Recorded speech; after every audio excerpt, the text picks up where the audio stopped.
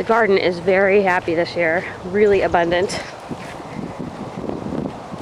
Gets plenty of water, plenty of light. Got it rigged up with soaker hoses. So, I'll climb in. Got some corn I transplanted over here extra when I thinned out the corn. I had an empty patch here of spinach that bolted too quickly, so I replaced it with this corn. Broccoli, big huge row of it. Definitely ready for harvest. Oh, it's here. It's ready to bloom. And then the next row is lettuce, and this is all my herb garden. This row. So I mint and a lemon. I can't remember. Oh, it smells wonderful though. Parsley, curly, and flat leaf.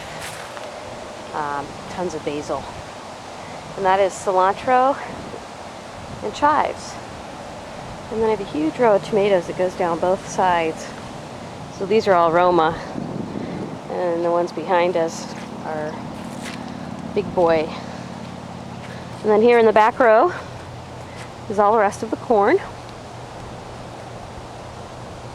And then down on the other end of the garden, the 4 beds there, are pumpkin here. It's really growing high, and it would take over the garden, so the reason it's growing high is because I've got cages in there. I'm experimenting to see if I can let those leaves trail up and if it'll still fruit.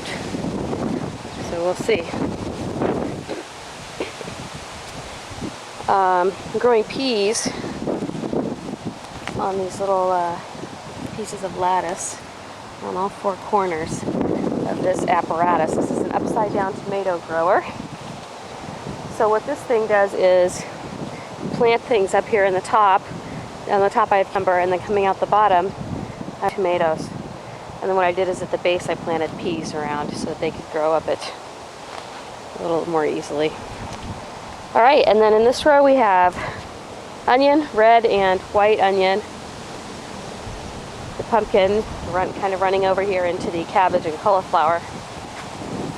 And then we have squash, crookneck squash, yellow squash.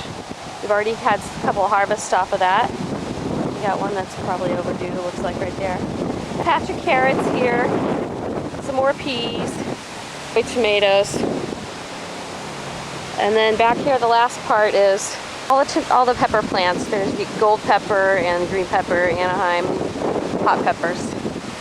I have occasional